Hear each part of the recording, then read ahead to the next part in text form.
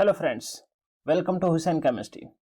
Question number 15 देखते हैं। Before 15 1 to 14 question uploaded हो चुके हैं, आप उनको जाके देख सकते हैं। ठीक है, क्वेश्चन नंबर 15 कहता है name the function of the following statement. तो हमने जैसे यहाँ पे कुछ स्टेटमेंट दे रखी है, जैसे कार्पस ल्यूटियम दे रखा है, एंडोमेट्रियम और एक्रोजोम दे रखा है। इनकी हमें स्टेटमेंट के बारे में कुछ इनके फंक्शंस के बारे में लिखना है। जैसे फर्स्ट कहता है कार्पस ल्यूटियम। कार्पस ल्यूटियम कैसे बनता है?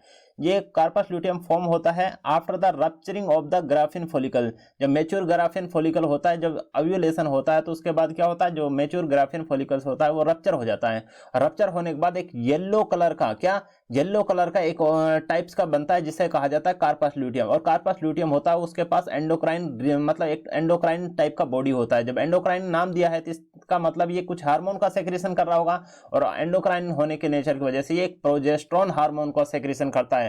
अब जो प्रोजेस्टेरोन हार्मोन सेक्रेट करा गया है कार्पस ल्यूटियम का, इसका फंक्शन होता है कि एंडोमेट्रियम जो ब्रेक हुई थी मैच्योरेशन साइकिल के दौरान, उसको क्या करे, मेंटेन करे और इम्प्लांटेशन कर दे एम्ब्रियो की। कहां? जो कि होती है यूट्रस में, और इसी को कहा जाता है प्रेगनेंसी। जब प्रेगनेंसी का काम कर रहा है तो इसीलिए प्रेगनेंसी सपोर्टिव हार्मोन किसे कहा गया? प्रोजेस्टेरोन को कहा गया ना भाई। तो हाई लेवल होता है प्रोजेस्टेरोन का, ये इनहिबिट कर देता है ल्यूटिनाइजिंग हार्मोन और फॉलिकुलर स्टिमुलेटिंग हार्मोन को। इसी वजह से जो सेकंड ओव्यूलेशन होता है वो नहीं होता फीमेल में आफ्टर द फर्स्ट ओव्यूलेशन। ठीक है, तो हर एक मैच्योरेशन साइकिल में एक ही ओव्यूलेशन होता है। ये समझ में आया नहीं आया? क्यों नहीं होते बार बार ओव्यूलेशन? तो अब बात आती है क्वेश्चन नंबर 2 की टर्म कहती है एंडोमेट्रियम क्या होता है। एंडोमेट्रियम इनर मोस्ट लाइनिंग होती है यूट्रस की। ड्यूरिंग द मैच्योरेशन साइकिल तो कौन सी ब्रेक होती है? तो एंडोमेट्रियम ब्रेक होती है, जिसकी वजह से ब्लीडिंग होती है। 3 से 4 दिन तक ब्लीडिंग होती रहती है। फर्स्ट सेकंड थर्ड फोर्थ दिन तक क्या हो रही है? ब्लीडिंग हो रही है फीमेल के अंदर। ठीक है, और एंडोमेट्रियम का फंक्शन होता है कि भाई ये इंप्लांटेशन के लिए बहुत जरूरी होती है। अगर ये पूरी तरह से नहीं बनेगी तो इंप्लांटेशन नहीं होगा। जब फर्टिलाइजेशन हो जाता है एवं का, तो जो प्रेगनेंसी के इवेंट होते हैं, जब डेवलपमेंट एम्ब्रियो बनने लगती है, तो वो किस पे अटैच होती है? एंडोमेट्रियम पे अटैच होती है, जो कि यूट्रस की लाइनिंग है, इनर लाइनिंग हो गई। ठीक है, अब बात आती है कि भाई फर्टिलाइजेशन हो भी सकती है तो ये इवेंट होगा। अगर फर्टिलाइजेशन एब्सेंट हुई तो क्या होगा? भाई जब कोई फर्टिलाइजेशन ही नहीं हुई है तो आफ्टर 29 to 30 डेज जो हमारी साइकिल होती है, साइकिल जो मैच्योरेशन साइकिल होती है 28 से 30 दिन के बाद रिपीट होती रहती है, साइक्लिक इवेंट है। ठीक है, तो वापस दोबारा स्टार्ट होना है। जब दोबारा स्टार्ट होना है तो क्या होना है? यानी ब्लड रिलीज होने लग जाता है। ब्लड रिलीज किस वजह से हुआ? क्योंकि एंडोमेट्रियम अगेन ब्रेक हो गई। ठीक है, इस तरीके से ब्रेक होना, दोबारा बनना, फिर ब्रेक होना, ये प्रोसेस चलता रहता है। क्वेश्चन आता है एक्रोजोम क्या है। बेटा सबसे पहले तो ये पता होना चाहिए कि एक्रोजोम कहां प्रेजेंट होता है? कैप पे प्रेजेंट होता है। कैप लाइक स्ट्रक्चर होता है, स्पर्म की कैप पे प्रेजेंट होता है। ठीक है, स्पर्मेटोजोआ की बिल्कुल टिप पे प्रेजेंट होता है। और इसके पास क्या होता है? एंजाइम होते हैं। जैसा कि यहाँ पे दिया हुआ है हाइलोरेडेज एंजाइम होता है। जो एंजाइम क्या करता है? हाइड्रोलाइज कर देता है outer membrane of zona pellucida, zona radiata वगैरह जो आउटर मेम्ब्रेन होती हैं, उनको कौन को डाइजेस्ट कर देता है? ये एंजाइम प्रेजेंट है ना भाई स्पर्म के अंदर, जो कि एक्रोजोम के अंदर भरा हुआ है। ठीक है, और जो हाइलोरेडेज एंजाइम होता है ये मुकोपॉलीसेकेराइड और एसिड फोस्फेटेज का कॉम्बिनेशन होता है। अब क्वेश्चन कहता है कि स्पर्म टेल क्या होती है और फिम्ब्राई क्या होती है। स्पर्म टेल होती है, it is the longest region of the sperm. जो स्पर्म का लॉन्गेस्ट रीजन होता है उसे कहा जाता है स्पर्म की टेल। ठीक है, जैसे हमने स्पर्म का स्ट्रक्चर देखा था लास्ट वीडियो में। इसका फंक्शन क्या होता है? स्पर्म टेल होती है जो मूवमेंट में हेल्प करती है, ताकि स्पर्म क्या करे? मोटाइल हो जाए और मूवमेंट करे। फीमेल ट्रैक में मूवमेंट करके ही पहुंचना है, उसे पूरा रास्ता तय करना है। तो ये मोबिलिटी है, जो मोटाइल नेचर है, वो किस वजह से हुआ? स्पर्म में फ्लेजुलर टेल प्रेजेंट होने की वजह से। अब बात आती है फेमब्राई। फेमब्राई का फंक्शन होता है कि भाई फिंगर लाइक प्रोजेक्शन होते हैं ओवरियन में। ठीक है, ओवरियन की जो एंड होती है वहां तक ये आए रहते हैं, और ये फेलोपियन ट्यूब की एक्सटेंशन होती है। जो फेलोपियन ट्यूब हो रही है ना, उसकी एक्सटेंशन की वजह से क्या होती है? फेमब्राई बनती है और ओवरी के बिल्कुल अटैच हो जाती है। अब ये क्या करेंगे? इनका फंक्शन होता है कलेक्शन द ओवम। जैसा ही ओव्यूलेशन होता है, ओव्यूल को जो ओवम होता है उसको क्या करो भाई? पकड़ लो और उसको क्या करो? फेलोपियन ट्यूब में ट्रांसफर कराओ, मतलब उसको आगे के लेकर आओ, इस्थमस जंक्शन पे लेकर आओ, ताकि वहां फर्टिलाइजेशन टेक प्लेस हो जाए। Which facilitate the beating of cilia. Cilia के बीटिंग होने की वजह से इनफंडिबुलम तक पहुंच जाता है। कौन? ओवम पहुंच गया। अब इनफंडिबुलम से कहां पहुंच जाता है? इस्थमस जंक्शन पे पहुंच जाता है, जहां पे फर्टिलाइजेशन होगी और स्पर्म भी वहां पर आकर मीट करता है और वहां पर बनता है जाइगोट। ठीक है, अब जाइगोट मूव करता हुआ यूट्रस में पहुंच जाएगा, फिर इंप्लांटेशन हो जाएगा। कहां पर होता है? एंडोमेट्रियम की वॉल पर होता है। अब आता है क्वेश्चन नंबर 16 कहता है आइडेंटिफाई द ट्रू स्टेटमेंट और फॉल्स स्टेटमेंट। सबसे पहले तो आपको यही बताना है कि ट्रू स्टेटमेंट कौन सी है और फॉल्स स्टेटमेंट कौन सी है। अब नाम सुना होगा आपने एंड्रोजन। क्या नाम सुना होगा? Androgens are produced by the Sertoli cell. ऐसा है क्या? बिल्कुल गलत भाई, बिल्कुल गलत। ये तो फॉल्स स्टेटमेंट हो गई। क्योंकि androgen produce by the Leydig cells होते हैं। कौन सी सेल होती है? लेडिक सेल होती है ना भाई। हमने देखा था सेमनीफेरस ट्यूब्यूल होती है, सेमनीफेरस ट्यूब्यूल के बीच में कौन प्रेजेंट थी? लेडिक सेल्स प्रेजेंट थी। और जो लेडिक सेल्स थी वो क्या कर रही थी? एंड्रोजन का सेक्रेशन कर रही थी। एंड्रोजन क्या होते हैं? ये मेल हार्मोन होते हैं भाई, जिनको टेस्टोस्टेरोन नाम दिया गया। क्या नाम दे दिया गया? टेस्टोस्टेरोन नाम दे दिया गया। अब आती है spermatozoa. Spermatozoa get the nutrition from the Sertoli cell. सही बात है, गलत बात है? बिल्कुल ट्रू बात है, बिल्कुल सही बात है, इसमें कोई एक्सेप्शन नहीं। स्पर्म होते हैं जो सर्टोली सेल से न्यूट्रिशन प्राप्त करते हैं। अब आता है लेडिक सेल। क्या होती है फिर? ये कहां पाई जाती है? लेडिक सेल होती है बेटा। कहां मिलती है? क्या ये ओवरी में मिलती है या फिर टेस्टिस में मिलती है? ओवरी में मिलती है क्या? नहीं, गलत बात। कहां मिलती है बेटा? ये टेस्टिस के अंदर मिलती है। बताइए नहीं। अब बात आती है क्वेश्चन नंबर 16 का डी कहता है Leydig cells are synthesize androgen. सही बात है। लेडिक सेल हमने अभी देखा, लेडिक सेल क्या बना रही थी? एंड्रोजन बना रही है, जो कि क्या है? मेल सेक्स हार्मोन है। अब बात आती है, स्टेटमेंट कहती है कि oogenesis take place in the corpus luteum. क्या ये बात सही है? बिल्कुल गलत बात है। क्या ये? बिल्कुल गलत बात है। oogenesis तो फॉर्मेशन ऑफ फीमेल गेमीट कहां होती है? फीमेल गोनाड्स में होती है ना भाई, ओवरी के अंदर होती है। समझ गए नहीं? समझ गए। और कार्पस ल्यूटियम तो एक येलो कलर का एंडोक्राइन रीजन था, जिसकी वजह से प्रोजेस्टेरोन का अमाउंट बढ़ रहा था। फिर कहता है मैच्योरेशन साइकिल है जो सीज हो जाती है ड्यूरिंग द प्रेगनेंसी। क्यों भाई? हाँ, बिल्कुल सही बात है भाई। प्रेगनेंसी, अगर कोई फीमेल प्रेग्नेंट है तो उसके अंदर मैच्योरेशन साइकिल होती है क्या? नहीं होती, बिल्कुल एब्सेंट होती है। ऐसा क्यों भाई? मैच्योरेशन साइकिल प्रेजेंट होने के बाद क्या होता है कि एंडोमेट्रियम होती है वो सेड ऑफ हो जाती है। ठीक है, अगर मान लो, एक तो क्वेश्चन ये है कि एंडोमेट्रियम क्यों हो जाती है। नंबर एक बात ये है कि भाई वहां पर क्या हो, प्रोजेस्टेरोन का क्या हो जाता है? लेवल बढ़ा दिया जाता है, जिसकी वजह से एलएच और एफएस हो जाते हैं, वो क्या हो जाते हैं? सप्रेस हो जाते हैं। ठीक है, एक तो ये रीजन हो गया। नंबर दूसरा, अगर मैच्योरेशन साइकिल प्रेजेंट हुई तो क्या होगा बेटा? एंडोमेट्रियम का ब्रेकडाउन होने लग जाएगा ना, और एंडोमेट्रियम सेड ऑफ हो जाएगी तो तुम्हारी यूट्रस के अंदर जो इंप्लांट हुआ था एम्ब्रियो, वो भी क्या हो जाएगा? टर्मिनेट हो जाएगा। इसे कहा जाता है embryo lead to be termination. अगर ऐसा हुआ तो टर्मिनेशन हो जाएगा। मैच्योरेशन साइकिल अगर अगेन देखने को मिल रही है प्रेग्नेंट लेडीज में, तो इसका मतलब वो क्या है? प्रेग्नेंट नहीं रही। अब उसका जो बेबी था वो ग्रो कर रहा था, वो टर्मिनेट हो गया है। ठीक है, अब कहता है कि प्रेजेंस और absence of hymen is not a reliable indicator of virginity और सेक्सुअल एक्सपीरियंस। यानी कि आप अगर वर्जिनिटी चेक करना चाहते हो तो विच टाइप ऑफ, जैसे कि हम बोल देते हैं भाई हाइमेन अगर प्रेजेंट है तो वो वर्जिन है, अगर हाइमेन एब्सेंट है दैट मीन्स वो वर्जिन नहीं है। तो ये स्टेटमेंट पूरी तरह से क्या है?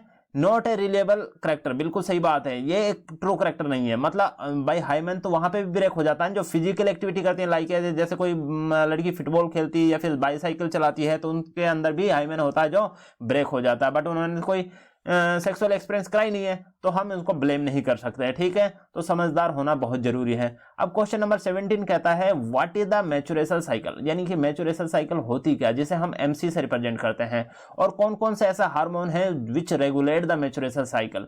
नंबर एक बात तो मैच्योरेशन साइकिल क्या है? एक रिप्रोडक्टिव साइकिल है। क्या है बेटा? ये एक रिप्रोडक्टिव साइकिल है जो कि फीमेल्स प्राइमेट है, प्राइमेट्स में देखने को मिलती है। अब प्राइमेट कौन होते हैं? प्राइमेट क्या बेटा? एक ऑर्डर है जिसके अंदर कौन कौन आते हैं? एप आता है, ह्यूमन आता है और मंकी आता है। इनके अंदर क्या देखने को मिलता है बेटा? मैच्योरेशन साइकिल देखने को मिलता है। अब ह्यूमन का हम एग्जांपल लेके चलते हैं कि इन ह्यूमन फीमेल की जो मैच्योरेशन साइकिल होती है वो रिपीट होती है एवरी 28 to 29 डेज बाद, हर बार रिपीट होती रहती है। ठीक है, एंड साइकिल इवेंट होते हैं, स्टार्ट हो जाते हैं फ्रॉम वन मैच्योरेशन साइकिल से स्टार्ट होने के बाद कब तक चलते रहते हैं? जब तक कि दूसरी मैच्योरेशन साइकिल स्टार्ट ना हो जाए। ठीक है, टर्मिनेट ना हो जाए। During the maturation cycle involve the series of cycle changes in the ovary and the female track. यानी जब ये मैच्योरेशन साइकिल चल रही होती है तो उस दौरान ओवरी और फीमेल ट्रैक के अंदर बहुत सी चेंजेस देखने को मिलते हैं। ठीक है, मेनली यूट्रस में देखने को मिलते हैं। जैसे कि हम देखते हैं ब्लीडिंग हो रही है फीमेल के 1 से 5 दिन के अंदर अंदर ब्लीडिंग होती है, फिर ओव्यूलेशन होता है 14 डेज। अगर वहां उस दौरान पर अगर किसी ने फर्टिलाइजेशन कर दी तो वहां पर स्पर्म डाल दिया तो फर्टिलाइजेशन हो जाएगी। अगर फिर हार्मोन का सेक्रेशन होता है जिसे कहा जाता है प्रोजेस्टेरोन हार्मोन का, अगर फर्टिलाइजेशन हुई तो प्रोजेस्टेरोन हार्मोन का लेवल बढ़ा दिया जाता है, जिसे प्रेगनेंसी सपोर्ट हार्मोन का नाम दिया गया।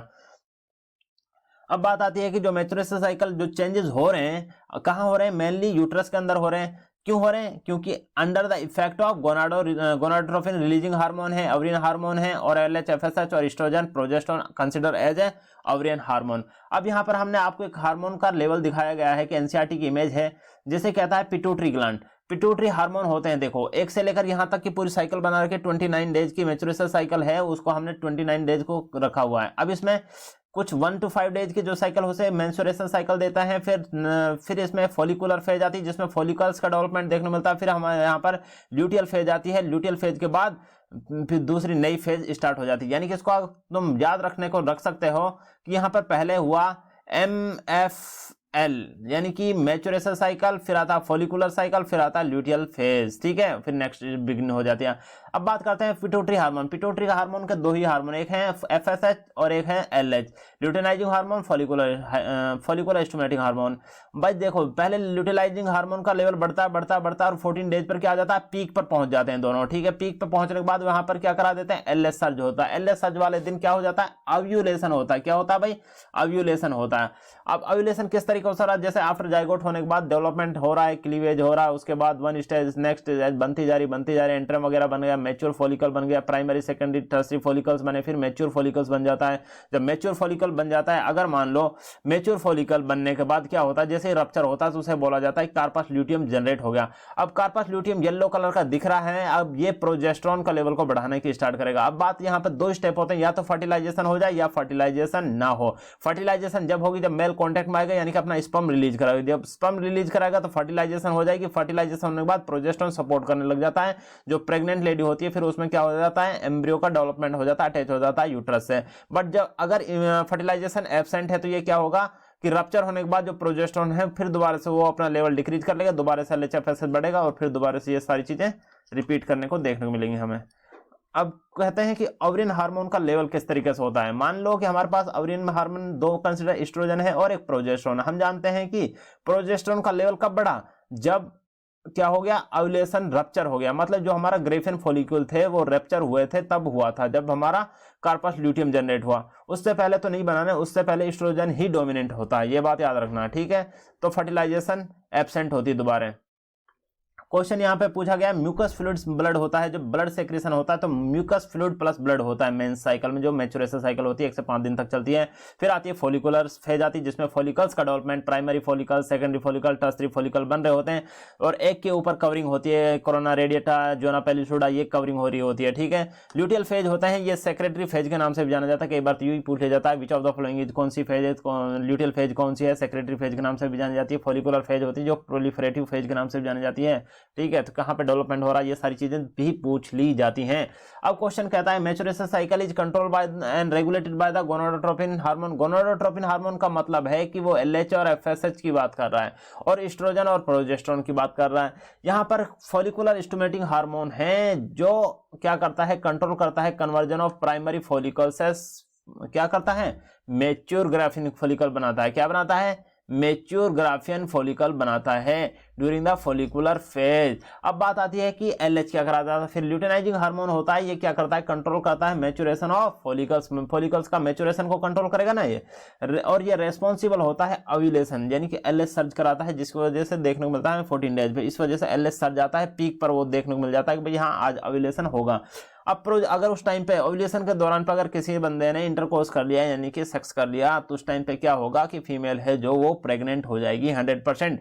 तो वहां पर फिर प्रेग्नेंट होने के बाद क्या होगा, प्रोजेस्टेरोन का लेवल बढ़ता है। कौन सेक्रेट करता है, कार्पस ल्यूटियम सेक्रेट करता है। ठीक है, ये हेल्प करता है प्रिपरेशन ऑफ एंडोमेट्रियम को, प्रिपरेशन करेगा, इंप्लांटेशन करेगा ताकि ही प्रेगनेंसी हो जाए। अब बात आती है एस्ट्रोजन का फंक्शन क्या है, ये हेल्प करता है मेंटेनिंग द फॉलिकल और मैच्योरेशन। फॉलिकल्स का मैच्योरेशन होने में इसका बहुत बड़ा रोल है। अब क्वेश्चन नंबर देख लिया हमने किस तरीके से, सारे ग्राफ देख लिए, प्रोजेस्टेरोन एस्ट्रोजन का किस तरीके से लेवल है। येलो कलर बॉडी कौन है, जो कि कार्पस ल्यूटियम एंडोक्राइन होता है, प्रोजेस्टेरोन हार्मोन सेक्रेट करता है और प्रोजेस्टेरोन हार्मोन का फंक्शन क्या होता है कि प्रेगनेंसी को सपोर्टिव हार्मोन्स के नाम से भी जाना जाता है। सीक्वेंस में पूछ लिया जाता है कि कौन सी फेज कब आती है, तो मैच्योरेशन साइकिल आती है पहले, उसके बाद फॉलिकुलर फेज आती है, फिर आता है ल्यूटियल फेज। अब ये भी पूछा जाता है ल्यूटियल फेज का दूसरा नाम क्या है, तो सेक्रेटरी फेज है दूसरा नाम। अब बात आती है फॉलिकुलर फेज का नाम क्या है, सेकंड, तो प्रोलिफरेटिव फेज है दूसरा नाम। यहां तक ये समझ में आ ही गया होगा। क्वेश्चन नंबर 18 कहता है कि व्हाट इज ए पार्चुरेशन, यानी पार्चुरेशन क्या है और which hormone are involve in the induction of the parturition. जैसे कि हम जानते हैं parturition is a process of delivery of the fully developed foetus, यानी जो फुली डेवलप्ड फीटस है उसकी डिलीवरी के प्रोसेस को हम क्या बोलते हैं, पार्चुरेशन बोलते हैं, यानी कि चाइल्ड की बर्थ को पार्चुरेशन बोला जाता है। ठीक है, अब बात आती है हार्मोन कौन से होंगे जो इन्वॉल्व होते हैं पार्चुरेशन में। एक तो यह है कि ऑक्सीटोसिन इन्वॉल्व होता है, दूसरा होता है रिलैक्सिन। ऑक्सीटोसिन का फंक्शन होता है, जैसे इंजेक्शन देखा होगा आपने, कोई भी प्रेग्नेंट लेडी होती है वहां पे डॉक्टर जाता है और एक इंजेक्शन लगाता है, उसके बाद क्या होती है कि जो बेबी होती है उसकी डिलीवरी हो जाती है अच्छे तरीके से। ऑक्सीटोसिन इंड्यूस कर देता है vigorous contraction of smooth muscle में ऑफ यूट्रस की जो होती है, यूट्रस की स्मूथ मसल होती है वहां पर कंट्रैक्शन को बढ़ा देता है at the end of the pregnancy. अब रिलैक्सेशन का फंक्शन होता है कि पेल्विक लिगामेंट है उनको क्या करा दे, रिलीज करा दे, यानी कि रिलीज मतलब उनकी वाइडनिंग ऑफ बर्थ कैनाल, जो बर्थ कैनाल है उसकी वाइडनिंग करा दे, ताकि कि बेबी है जो अंदर से बाहर अच्छे तरह से आ जाए। क्वेश्चन नंबर 19 कहता है in our society women are often blamed for the give the birth of daughter, can you explain the why this is not correct.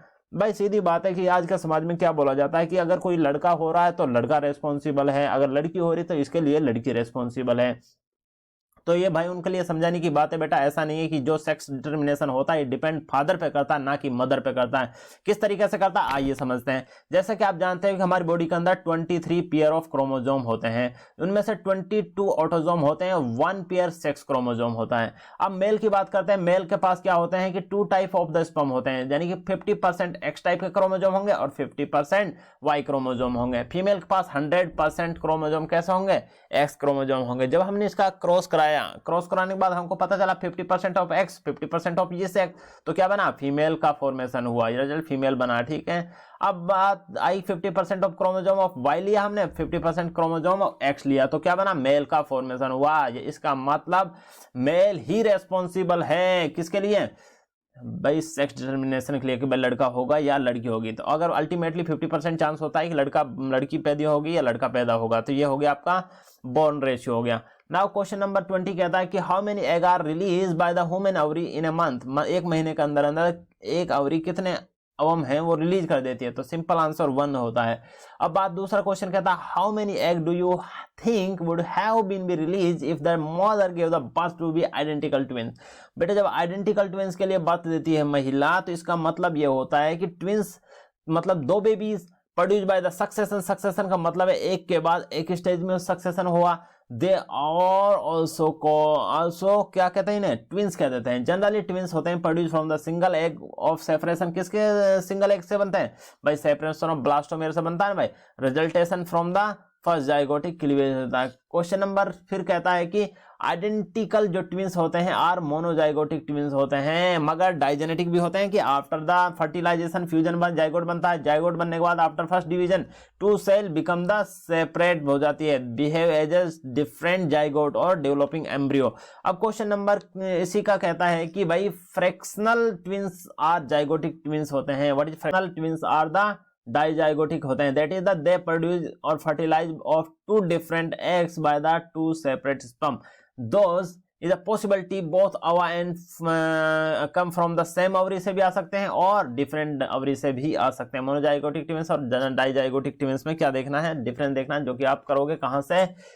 Google से करोगे। क्वेश्चन नंबर 21 कहता है how many egg do you think were release by the ovary of female dog which gave the birth to the 6 puppies. जब 6 बच्चों को जन्म देना तो 6 ही ओवरी होनी चाहिए, ठीक है, because 1 egg give rise to the 1 puppy और 6 एग होंगे तो क्या देंगे, 6 पपी देंगे।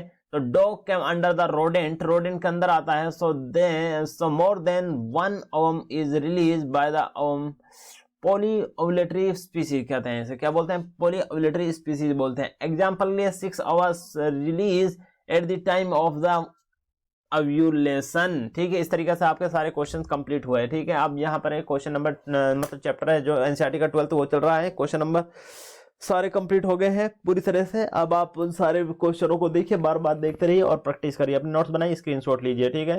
अब बीपीटी वगैरह की तैयारी करते रहिए, सारे एग्जामों की तैयारी करो, मेहनत करते रहो, लगे रहो, ठीक है। सारा इंपॉर्टेंट पोर्शन यहाँ पे कवर कर दिया जाएगा। जो बच्चे नीट की तैयारी कर रहे हैं, जो बच्चे किसी सीबीएसई किसी बोर्ड एग्जाम की तैयारी कर रहे हैं, उसके लिए मोर देन इनफ है, ठीक है। नीट को पढ़ जाइए, हो जाएगा आपका सब जगह सिलेक्शन, ठीक है। अब अगर लेक्चर समझ में आया है तो हुसैन केमिस्ट्री को प्लीज सब्सक्राइब कर लीजिए, प्लीज सब्सक्राइब करो, लाइक करो और शेयर करो, ठीक है। ये 3 चीजें करो, like share and subscribe my YouTube channel. तो हुसैन केमिस्ट्री चैनल है, इसको जरूर से जरूर सब्सक्राइब कर लीजिए और मेहनत करते रहो, लगे रहिए।